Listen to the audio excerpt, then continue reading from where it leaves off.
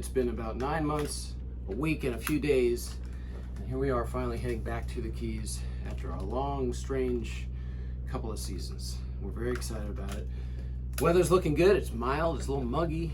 We gotta get out of here. Tide's dropping. We only have about 5.5 feet under the boat right now, so we're gonna get a move on and hit the Gulf of Mexico.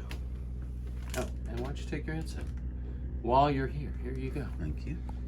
Good morning. Say good morning. Good morning. Good morning, Jasper.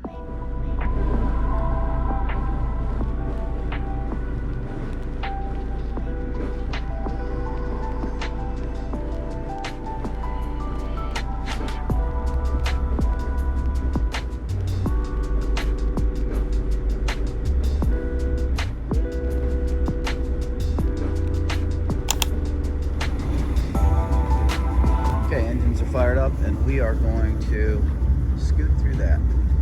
Picking up a tiny bit of mud, but we're going to be good to go. We're going to get these lines and move on out.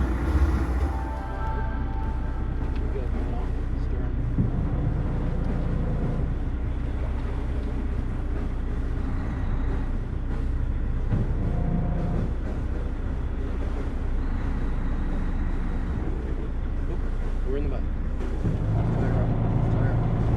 Yep, let's tie up.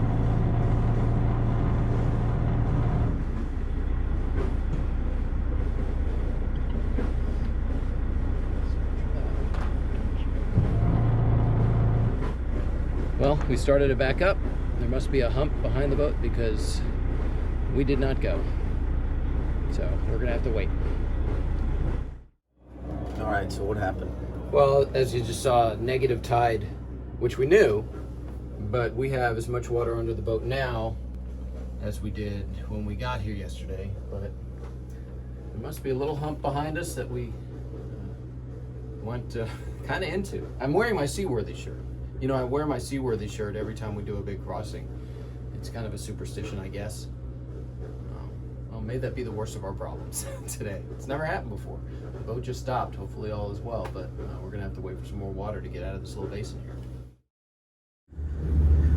All right, so we're going to give this another shot in a few minutes. Just fired up the engines again. We hope that the amount of water that the tide has come in, that we're going to have a clear path out of here. We waited an hour. We're gonna try now.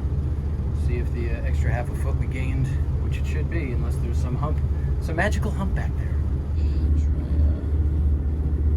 starboard reverse.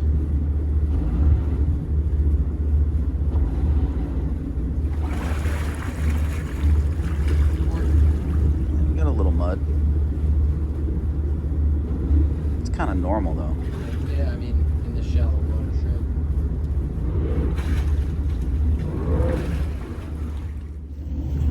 All right, we're going to try it again.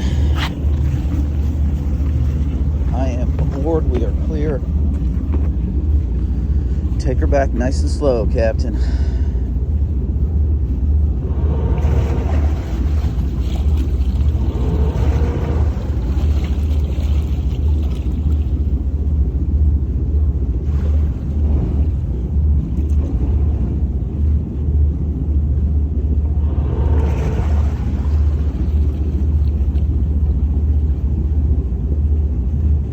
Still there? All right, take her forward. Feel that?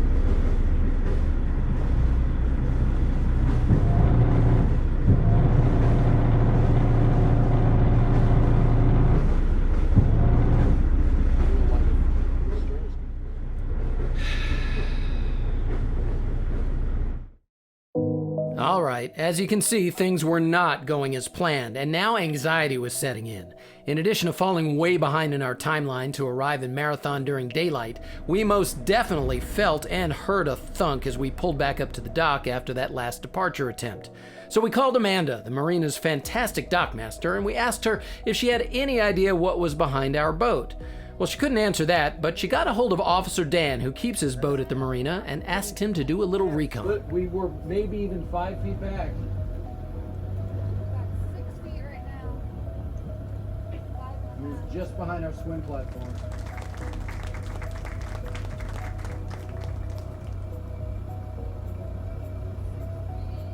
He couldn't tell what we may have hit, but he definitely found the hump, so we waited some more. And while we're waiting, I'll let you know that the ride from Naples to the Key Colony area of Marathon is 105 nautical miles, about 75 of which are spent in the deep water of the Gulf of Mexico on a single heading. A straightforward ride, but of course now we were nervous about what we might have done to our running gear.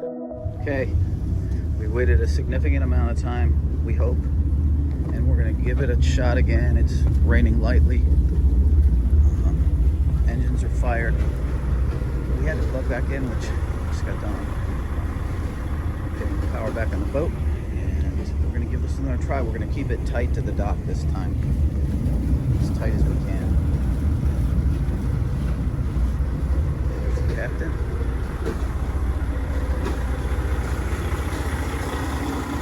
The Admiral has the captain, why the long face? Give it another shot. We're running out of time, but you gotta take your time to do it right. That's what we're gonna do.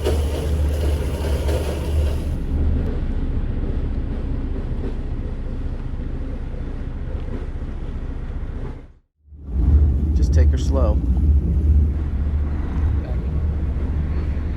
Okay, you're fine. You just head straight back. We be on the pop spot yet? I think we're gonna be all right. It looks like we're cleared. So far, so good. You got plenty of room on either side. Finally, our 2.5-hour ordeal appeared to be over as we successfully backed out of the basin. But the stress was certainly not over. It was now much later than the time we needed to leave to arrive in Marathon in daylight at our normal cruising speed, and who knows what damage we may have just done to our just-tuned running gear. But we waved a temporary goodbye to our friends on the 3Bs who would be leaving shortly to travel with us. It was a particularly good day to have a buddy boat, and we finally got on our way out of Naples.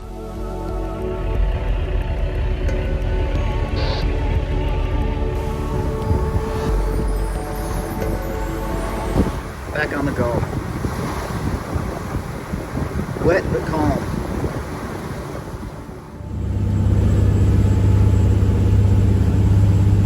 So we're back in the Gulf of Mexico. Fortunately, it is as calm as could be, as we expected. That was the forecast.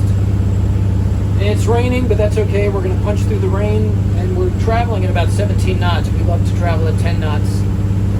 That's our normal cruising speed, but we need to make up time if we want to arrive at our destination at daylight, which we do.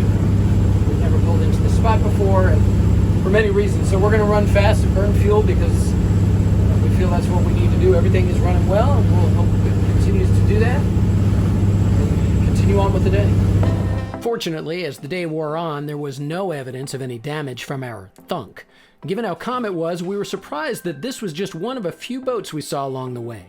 And at about 2:15, the 3Bs were clearly in sight, which was quite comforting as we stressed about our running gear and dodged a steady stream of crab pots. Crab pots everywhere.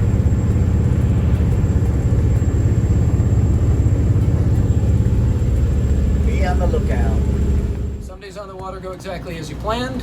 We've had very good fortune in our boating life that most have gone really well. And then some are like today, which hasn't been terrible by any stretch, but not as planned. We tried to leave at an appropriate hour to get in to our final destination in the Keys at an appropriate hour. And by the way, I'm looking over the camera so I can see the crab pots, the mini crab pots. So we cruised at a faster speed than normal to make up the couple of hours of time, and we'll be pulling into the marina about 5:25, about a half hour before sunset, so that's okay. Didn't want to pull in the dark. That was sort of the main thing here. But that's boating. That is boating. Onward we go towards Marathon. Do we have some visitors? Wow. Now we are definitely in the Florida Keys. Yeah, we see dolphins further up the coast, but they seem just a bit more playful and relaxed down in this part of the country. Kind of like the people you meet. And you'll hear every boater say this, you can see these amazing creatures swimming with your boat every day, and it never gets old. Not for us, and definitely not for Jasper.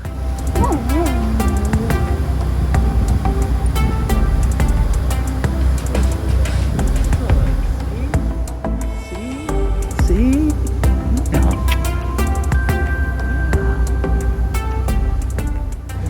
Oh, hi. Cruising right along. We're up on the bridge now. Took a little while. Sure did, but look at it out there. That is glass. And that is jasper. Say hi. We got to see dolphins. Not quite in the home stretch, but at this point, 2 hours out from our destination, traveling along at about 10 knots. Smooth as glass, as we said, and it is quite remarkable. Only about 10 feet of water here, so just taking it easy. We're in the Keys. We're starting to relax. Finally. Starting to relax. And after another several miles of smooth cruising, we came upon a major milestone of this journey, the iconic 7-mile bridge, which connects Marathon in the Middle Keys with the lower Florida Keys. And for boaters, it represents a passage from Florida Bay and the Gulf of Mexico into the Hawk Channel in the Atlantic Ocean. The original railway bridge was completed in 1912, and after suffering serious damage in the Labor Day hurricane of 1935, it was sold to the U.S. government and converted to an automobile bridge. The current roadway bridge was completed in 1982, and its height of 65 feet eliminated the need for the swing span, which was removed.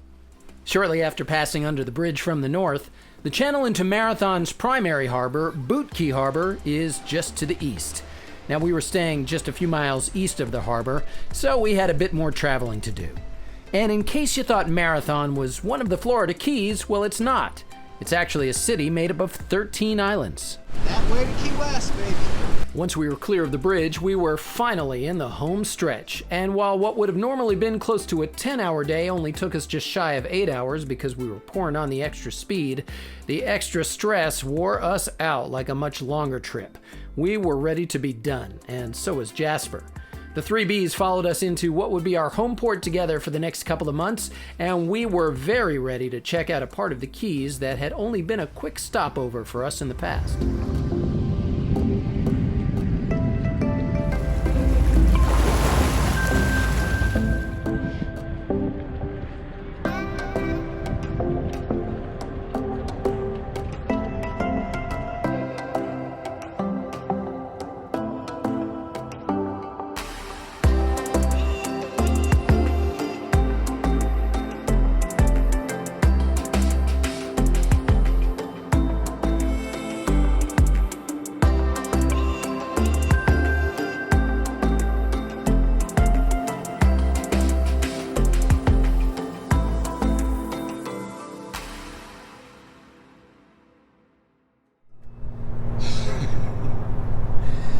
What a day.